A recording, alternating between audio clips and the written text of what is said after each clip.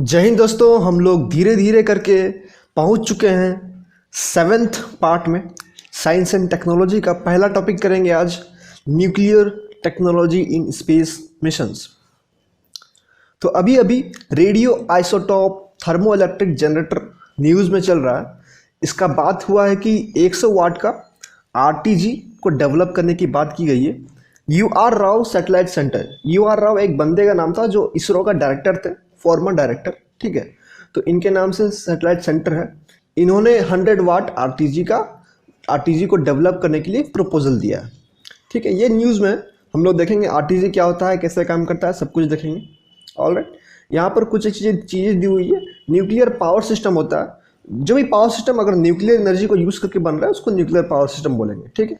Space mission में अगर आप लोग न्यूक्लियर एनर्जी का यूज़ करके हम लोग पावर जनरेट कर रहे हैं तो उसको बोलेंगे nuclear power system in space mission. Alright, there are 2 types of nuclear power system. पहला है radioisotope power system, RPS. इसमें प्लूटोनियम का यूज़ किया जाता है। इसके अंदर भी 2 पार्ट है। पहला पार्ट है रेडियो आइसोटोप हीटर यूनिट्स। ये सिर्फ और सिर्फ प्लूटोनियम 238 का इस्तेमाल करके हीट जनरेट करता है। प्लूटोनियम 238 क्या है? ये रेडियो एक्टिव पार्टिकल है, ठीक है, रेडियो एक्टिव एलिमेंट है। ये कंटिन्यूसली रेज इमिट करते रहता है। ये रेडियो आइसोटोप हीटर यूनिट क्या करता है, प्लूटोनियम 238 का इस्तेमाल करके उससे जो हीट प्रोड्यूस होता है उसको स्पेसक्राफ्ट के सारे इलेक्ट्रॉनिक्स इंस्ट्रूमेंट्स में डिस्ट्रीब्यूट कर देता है। क्योंकि हम लोग जानते हैं कि स्पेस में बहुत ज़्यादा ठंडा होता है। जैसे कि हम लोग जानते हैं कि ट्रोपोस्फेयर में टेम्परेचर गिरता है, फिर स्ट्रेटोस्फेयर में फिर टेम्परेचर बढ़ता है, फिर मेसोस्फेयर में फिर टेम्परेचर गिरता है, फिर थर्मोस्फेयर में फिर बढ़ता है और एक्सोस्फेयर में फिर बढ़ता जाता है। तो पॉइंट ये है कि जिस तरफ सनलाइट आता है उस तरफ टेम्परेचर बहुत ज़्यादा होता है और जिस तरफ शैडो रहता है उस तरफ टेम्परेचर बहुत कम रहता है, ठीक है। तो इसके कारण बहुत सारे इंस्ट्रूमेंट स्पेसक्राफ्ट के फंक्शन नहीं कर पाते हैं। तो उसी के लिए RHU जो है हीट प्रोवाइड करता है ताकि सारे इंस्ट्रूमेंट्स, सारे इलेक्ट्रॉनिक इंस्ट्रूमेंट्स फंक्शनल रहे, ऑपरेशनल रहे, ठीक है। और सेकेंड टाइप है इसका radio isotope thermo electric generator. ये पावर भी देता है और हीट भी देता है। किस तरीके से देता है ऊपर हम लोग अभी देखते हैं, चलिए। Converts thermal energy into electrical energy. जो हम लोग देखते हैं थर्मोकपल, आप देखे होंगे मिस्त्री जो काम करता है मोबाइल दुकान में, वो लोग थर्मोकपल का यूज़ करता है इलेक्ट्रिसिटी नापने के लिए, टेम्परेचर नापने के लिए, ठीक है। वहाँ पर वो लोग का एक पीला रंग का मशीन होता है, मोबाइल टाइप का बड़ा सा, तो वो लोग इस्तेमाल करते हैं। तो वही चीज़ को यहाँ पर इस्तेमाल किया गया है बड़ा स्केल में, ठीक है। थर्मोकपल उसी को बोलते हैं। एक तरफ टेम्परेचर कुछ रखिएगा, दूसरे तरफ टेम्परेचर T से कम होगा, तो आपको वो डिफरेंस देगा और उसके अकॉर्डिंगली वो इलेक्ट्रिकल एनर्जी देगा कि हाँ भाई इतना इलेक्ट्रिकल एनर्जी है, ठीक है। तो इसी तरह यहाँ पर थर्मोकपल बड़ा वाला लगाया गया लार्ज स्केल में ताकि वो थर्मल एनर्जी को इलेक्ट्रिकल एनर्जी में कन्वर्ट कर सके, ठीक है। यहाँ पर प्लूटोनियम 238 का इस्तेमाल किया गया है जो नेचुरली डिके करते हैं और हीट को प्रोड्यूस करते हैं, ठीक है। जैसे कि मैंने अभी बताया कि एक तरफ में बहुत ज़्यादा हीट रहता है और दूसरी तरफ में बहुत कम हीट रहता है, क्योंकि जिस तरफ सनलाइट पड़ रहा है उस तरफ बहुत ज़्यादा हीट रहेगा और जिस तरफ शैडो है उस तरफ बहुत ज़्यादा कोल्ड रहेगा। इसीलिए हम लोग का जो स्पेस मिशंस में जो सूट पहनते हैं एस्ट्रोनॉट सब, उनका भी बहुत स्पेशली डिज़ाइन रहता है, नहीं तो एक तरफ का जल जाएगा, एक तरफ का पूरा कोल्ड हो जाएगा, ठीक है। तो वहीं पर यही इस्तेमाल करता है। अगर प्लूटोनियम हीट प्रोड्यूस करेगा तो वहाँ से हीट को लेकर के कोल्ड के तरफ में ट्रांसफ़र करता है और वहाँ से वो इलेक्ट्रिकल एनर्जी बनाता है और उसको यूज़ करता है। आप बोलोगे सोलर क्यों नहीं यूज़ करता है, तो सोलर भी यूज़ कर सकता है, लेकिन मान लीजिए कि वहाँ पर सनलाइट नहीं पहुँच रहा है, ठीक है। तो पूरा का पूरा कोल्ड रहेगा, तो वहाँ पर फिर प्लूटोनियम 238 का यूज़ करके कर सकते हैं। 238 बेसिकली इसका मास नंबर है, okay. Maintaining proper operating temperature, ये तो ठीक है। टेम्परेचर भी ऑपरेट करता है क्योंकि पावर हीट भी दे रहा है और इलेक्ट्रिसिटी भी दे रहा है, दोनों को इस्तेमाल कर सकते हैं, ठीक है। यहाँ पर कुछ एक मिशंस है जो इसके ऊपर बेस्ड है, ठीक है। ये सब नाम एक दो याद कर सकते हो तो ठीक है, नहीं तो कोई दिक्कत नहीं है, याद कर ही लो यार, मतलब इसमें इस्तेमाल किया गया था, याद रहेगा तो अच्छा रहेगा। मार्च 2020 परसेवरेंस रोवर लॉन्च इन 220, ये याद कर लो, एक कम से कम याद कर लो। Alright, moving ahead. Nuclear propulsion system, देखिए 2 तरह का न्यूक्लियर होता है। एक तो ये हो गया रेडियो आइसोटोप पावर सिस्टम्स, ठीक है। इसके अंदर दो चीज़ आता है, मतलब ये एक तरीके का सिस्टम है, इसी सिस्टम को यूज़ करके दो सिस्टम बनाया गया है, ठीक है। और ये दूसरा टाइप का सिस्टम है न्यूक्लियर प्रोपल्सन सिस्टम। प्रोपल्सन का मतलब होता है ढकेलना, ऑलराइट। रॉकेट प्रोपल्सन सिस्टम हम लोग फिजिक्स में पढ़े होंगे 11th में 12th में कि रॉकेट प्रोपल्सन सिस्टम में क्या होता है, नीचे से आग छोड़ते हैं, हाइड्रोजन गैस निकलता है बहुत ज़्यादा प्रेशर से, तो ऊपर रॉकेट भागता है, ठीक है। एक तरीके का थ्रस्ट का काम करता है, ऑलराइट। यहाँ पर न्यूक्लियर एनर्जी को यूज़ किया गया है। इसमें काम कैसे होता है, जो भी हाइड्रोजन है उसको लिक्विफाइड फॉर्म में रिएक्टर कोर में डाला जाता है।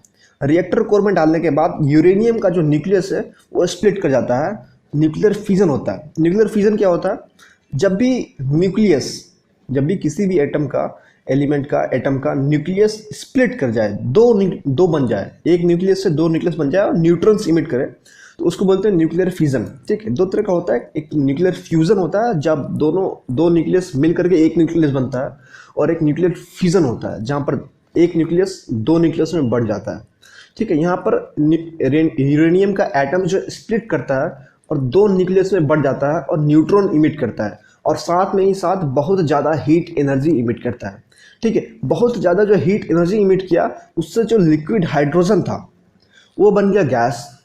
अब हम लोग जानते हैं कि volume of gas is greater than volume of liquid. अब वॉल्यूम बड़ा है तो मतलब एक्सपेंड हुआ होगा, एक्सपेंड होता है तो थ्रस्ट प्रोड्यूस करता है, ठीक है। एक्सपेंड होता है तो वो नोजल से निकलता है और थ्रस्ट प्रोड्यूस करता है, और उस थ्रस्ट का यूज़ करके रॉकेट ऊपर उठता है। लेकिन इतना इसका जो थ्रस्ट होता है उतना पावरफुल नहीं होता है, इसीलिए अर्थ का ग्रेविटी को ये अपोज नहीं कर पाता। अर्थ से हम लोग इसका इस्तेमाल नहीं कर सकते। अगर स्पेस में पहुंच जाए तो जहाँ ग्रेविटी बहुत कम रहता है वहाँ पर हम लोग इसका इस्तेमाल कर सकते हैं रॉकेट को आगे बढ़ाने के लिए, ठीक है। तो ये हो गया आपका न्यूक्लियर प्रोपल्सन सिस्टम, ठीक है। हम लोग अभी 3 सिस्टम के बारे में देख ली, 1 2 3 सिस्टम के बारे में देख ली, ठीक है। मूविंग अहेड, अब देखते हैं इसका बेनिफिट्स क्या है। RTG are highly reliable and maintenance free, क्योंकि यहाँ पर एब्सेंस ऑफ मूविंग पार्ट्स है। जिस तरीके से हम जानते हैं कि कभी भी हम लोग हीट एनर्जी से इलेक्ट्रिकल एनर्जी में कन्वर्ट करते हैं। हीट एनर्जी से इलेक्ट्रिकल एनर्जी में कैसे कन्वर्ट करते हैं, जैसे मान लीजिए कि हीट है, वहाँ पर हम लोग कुछ ऐसा लिक्विड डाल दिए जो बहुत जल्दी भाप बन जाता है, बहुत जल्दी वेपर बन जाता है, ठीक है। बहुत तेज़ी से वेपर बनता है। मान लीजिए कि पानी है, पानी उतना जल्दी वेपर नहीं बनता है, इससे बहुत अच्छा लिक्विड ऑलरेडी है। लेकिन मान लेते हैं कि पानी है, तो पानी अगर वेपर बन जाएगा तो एक्सपेंड करेगा, और वेपर क्या काम करता है, वेपर ऊपर जाता है। तो ऊपर क्या करता है ना, ऊपर एक तो हम पंखा लगा के रखते हैं।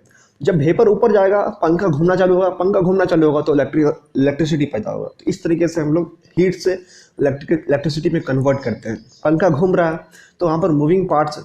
लेकिन आरटीजी में क्या होता है, पंखा कुछ नहीं घूमता है, डायरेक्ट हम लोग थर्मोकपल का यूज़ करके हीट को इलेक्ट्रिसिटी में कन्वर्ट कर देते हैं, ठीक है, थर्मोकपल का यूज़ करके, ठीक है। Enable deep space and interplanetary travel. जैसे कि हम लोग जानते हैं कि ये जो आरडीजी है, न्यूक्लियर सिस्टम जो है, ये मोर फ्यूल इफिशिएंट है, ठीक है, इफिशिएंट है बेसिकली। जैसे पेट्रोल डीजल में बोल सकते हैं कि पेट्रोल ज़्यादा इफिशिएंट है और डीजल ज़्यादा पावरफुल है, ऐसा कुछ बोल सकते हैं। या फिर आप अच्छे से कंपेयर कर लो, केरोसिन और पेट्रोल में कंपेयर कर लो, ठीक है। तो इफिशिएंसी यहाँ पर ज़्यादा अच्छा है न्यूक्लियर का, और लाइट भी होता है ताकि रॉकेट को बहुत दूर तक भेजा जा सके और बहुत इजीली भेजा जा सके, टाइम भी कम लगे, ये सारी चीज़ें होती है।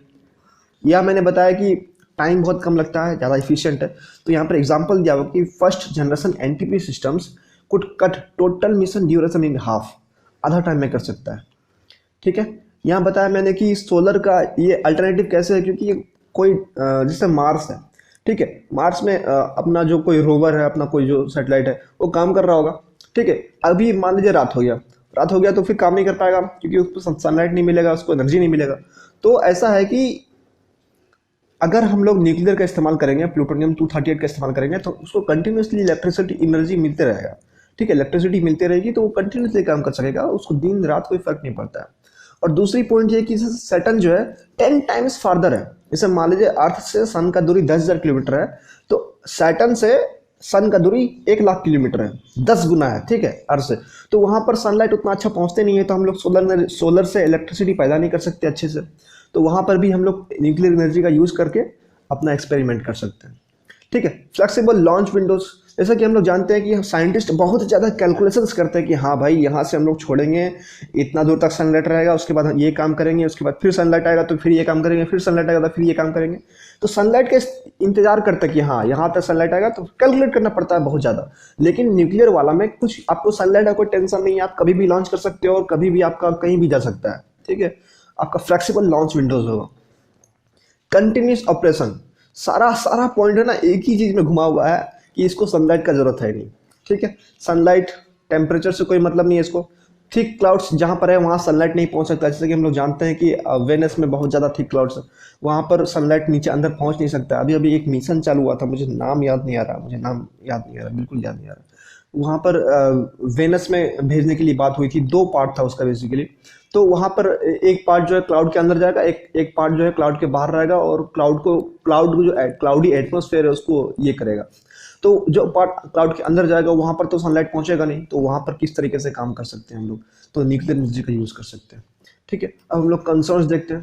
पहला कंसर्न है फाइनेंशियल कंसर्न्स, पैसे वैसे बहुत ज़्यादा लगेंगे इसमें एनपीएस में, ठीक है। दूसरा लीगल कंसर्न्स है, क्योंकि न्यूक्लियर एनर्जी को टेस्ट करना बहुत ऐसे, हम लोग का न्यूक्लियर प्रोलिफरेशन ट्रिटी है कि हम लोग न्यूक्लियर वेपन नहीं बना सकते हैं। तो अगर मतलब इस तरीके के बहुत सारे लीगल प्रोविजंस हैं जो न्यूक्लियर एनर्जी को यूज़ करने के लिए हम लोग को लेना पड़ता है। तीसरा टेक्नोलॉजिकल चैलेंजेस है, ये बहुत ज़्यादा एडवांस टेक्नोलॉजी होगा, इसको हम लोग को यूज़ करने के लिए बहुत ज़्यादा दिमाग लगाना पड़ेगा, ठीक है। पहला फाइनेंशियल, लीगल, टेक्निकल। उसके बाद है रॉ मटेरियल्स। न्यूक्लियर फ्यूल जो है मिलना बहुत मुश्किल है, तो अवेलेबिलिटी ऑफ रॉ मटेरियल्स भी इम्पॉर्टेंट है।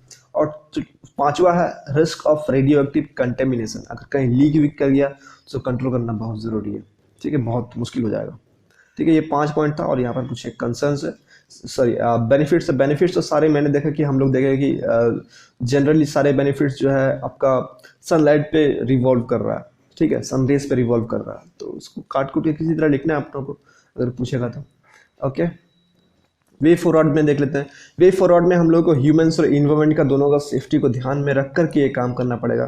जैसे कि सिएटल बेस्ड कंपनी जो है ना, USNC tech, ultra safe nuclear technologies tech, इस कंपनी ने बताया कि हम लोग ऐसा NTP इंजन बना चुके हैं जो क्रू को पूरी तरीके से प्रोटेक्ट कर सकता है रेडियो एक्टिव पार्टिकल्स से, ठीक है। ये एक पॉइंट है।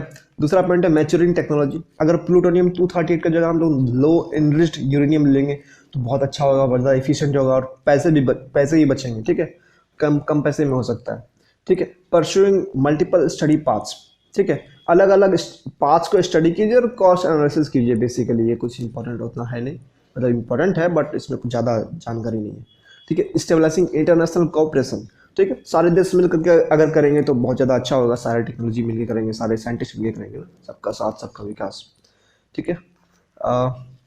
हाँ देखिए, कंक्लूजन में मुझे बहुत अच्छा चीज़ मिला।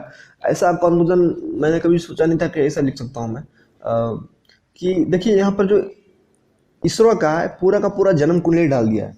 इसरो का जितने भी अचीवमेंट्स हैं उनको कंक्लूजन में लिख दिया कि इतने ये अचीवमेंट है, ये अचीवमेंट है, ये अचीवमेंट है, सारे अचीवमेंट्स को लिख दिया है। और लास्ट में बोला कि इतने सारे अचीवमेंट है, monumental journey of exploring remote and challenging environments, बहुत बढ़िया लाइन लिखा हुआ। तो इसको और आगे बढ़ाने की ज़रूरत है, ठीक है। तो ये हमारा टॉपिक खत्म हुआ, अब मिलते हैं हम लोग नेक्स्ट टॉपिक में, Artemis accords. So thank you for listening.